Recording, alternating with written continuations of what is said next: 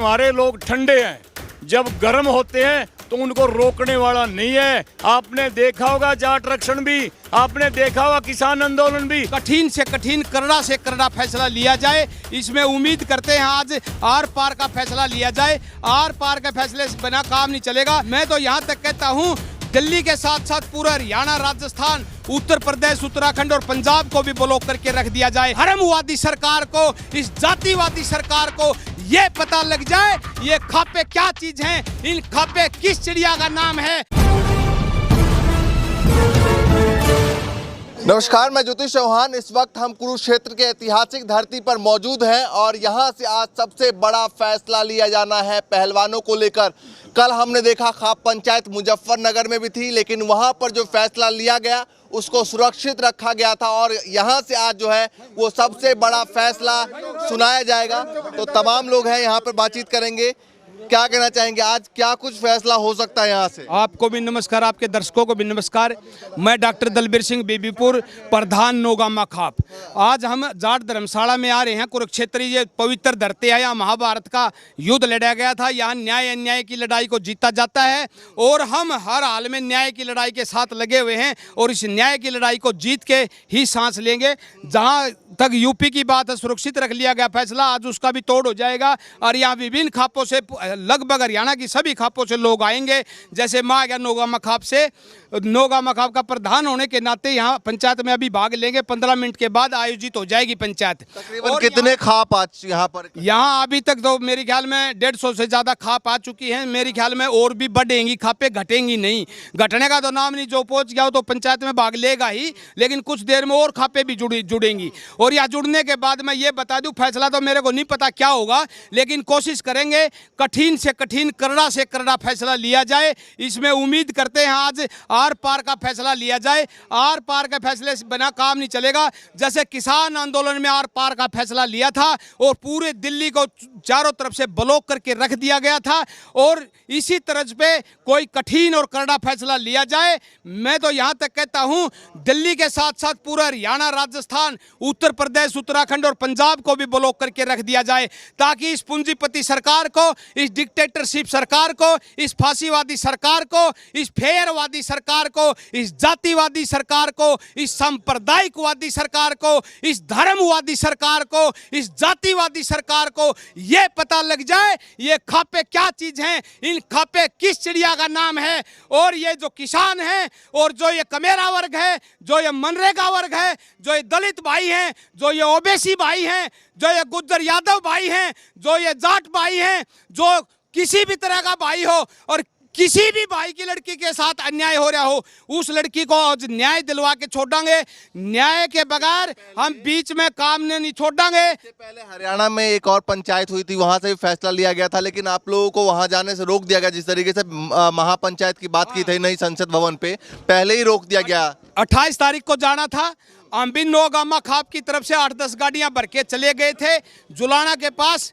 यहाँ जो गतौली, इसमें जुलाना के बाद जो पौड़ी के पास रोहतास ढूल डीएसपी पूरी भारी पुलिस दल लेके बैठा था और बोला डॉक्टर दलबीर सिंह बीबीपुर है, इस गाड़ी को गिरफ्तार करो। इसी टाइम ये दिल्ली जा रहे हैं। बल्कि हमने झूठ बोलने की कोशिश करी, मगर कहीं प्रोग्राम में जा रहे हैं या गोडानुआन जा रहे हैं, तो भी वो मान्या नहीं। हमारी 500-700 गाड़ियों को थाने में ले गया और शाम तक हमें गिरफ्तार रखा। मैंने यह भी समझाया रोहतास ढूल को, हे रोहतास ढूल डीएसपी साहब, हे पुलिस के कप्तान, मैं ये कहता हूं आज चाहे हमारी बेटियों की इज्जत आज बलि का बकरा बन रही है, कल हो सकता है आप बेशक कानून के साथ पुलिस में बेशक लगे हुए हैं, बेशक बड़े अधिकारी हैं, ये उंगली आपकी बेटी की तरफ भी उठ सकती है। ये जो भेड़िए, भूखे दरिंदे, रवस के शिकारी और बलात्कारी बुर्जभूषण जैसे जो बाहुबली और गुंडे हैं, इनकी उंगली कल आपकी बेटी की तरफ भी उठ सकती है और आपकी बेटी को भी बचाएंगे हम।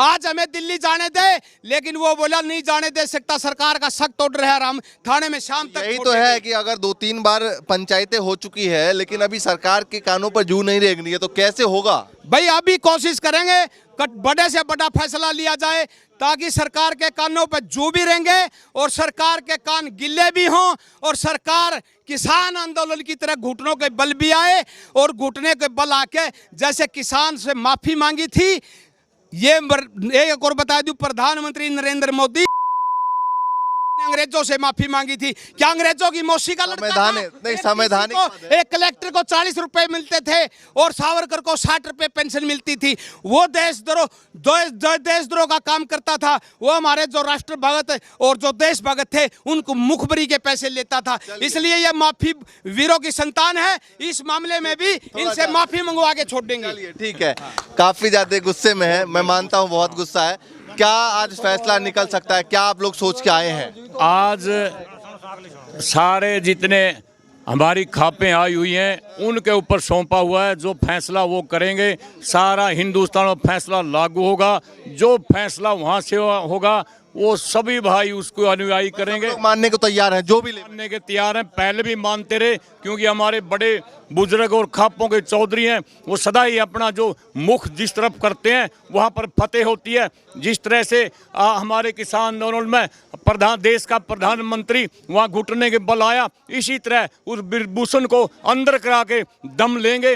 क्योंकि जिस तरह से महाभारत के अंदर द्रौपदी का चीरण हुआ था और जब महाभारत हुआ था उसमें कौरव हारे थे। ये कौरव सेना है मोदी की। इस सेना को हराने के लिए सारे जितने हमारी खापें आई हुई हैं वो इस तरह से हराएंगे कि इसका कहीं नामो निशान नहीं पाएगा। ये पार्टी खत्म हो जाएगी। ऐतिहासिक धरती मानी जाती है। आप लोग यहाँ से फैसला ले रहे हैं, है ना, अभी फैसला लेंगे, लेकिन सवाल ये उठता है कि सरकार 40 दिन से ज्यादा वक्त हो चुकी है, लेकिन सरकार सुनने को फिलहाल तैयार नहीं है। वो कह रहे कानूनी प्रक्रिया के तहत जो चल रहा है उसी तरीके से न्याय हो। सरकार तो किसान आंदोलन में भी नहीं मान रही थी और वो कहते थे, जो सरकार के दल्ले थे वो कह रहे थे कि जब कानून लग गए तो वापिस नहीं हुआ करते। वो कानून वापिस भी हुए और उन्हें माफी भी मांगी। इसी तरह ये हम ब्रिजभूषण को अंदर करा के और ये कानूनी कार्रवाई करके फतेह करके रहेंगे।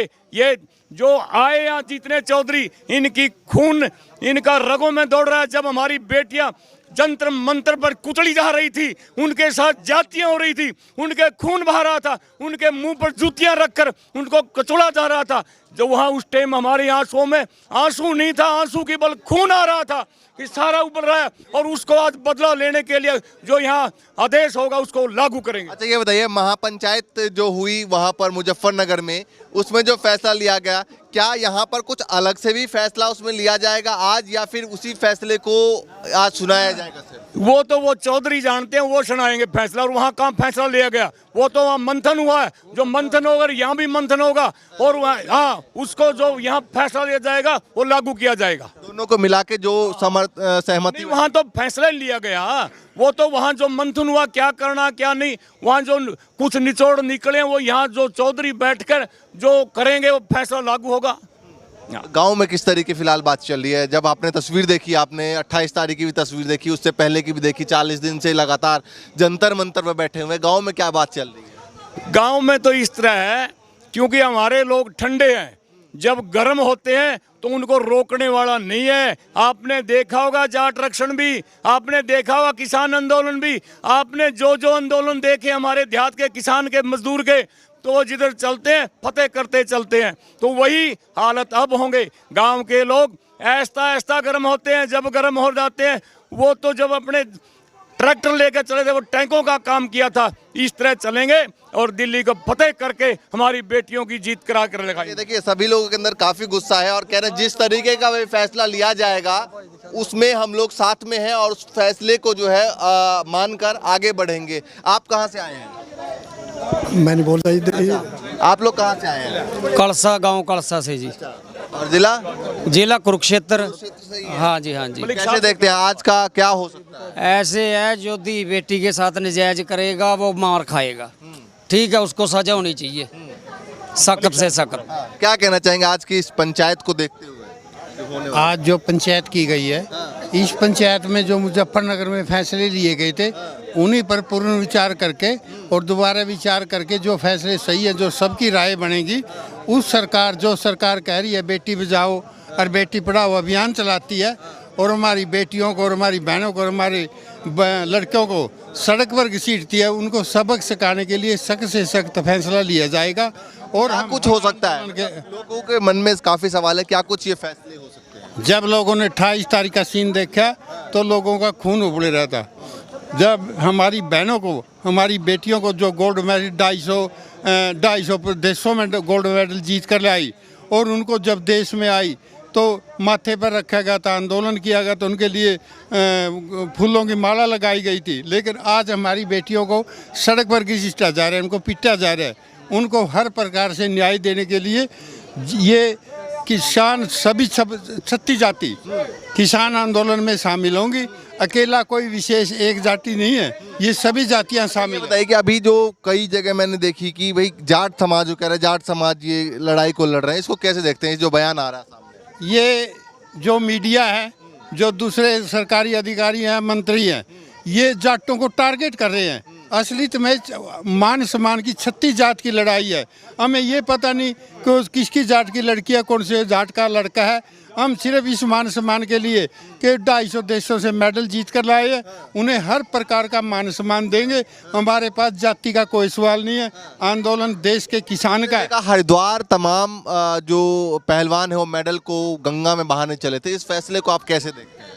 ये ठीक किया, उन्हें मेडल जीता है और मान के सम्मान की ये नहीं है कि ये सरकार आगे भी रहेगी। ये सरकार चली जाएगी, मेडल यहीं रहेंगे। मेडल जीतने वालों का मान सम्मान आगे भी रहेगा, आज भी है और पहले भी था।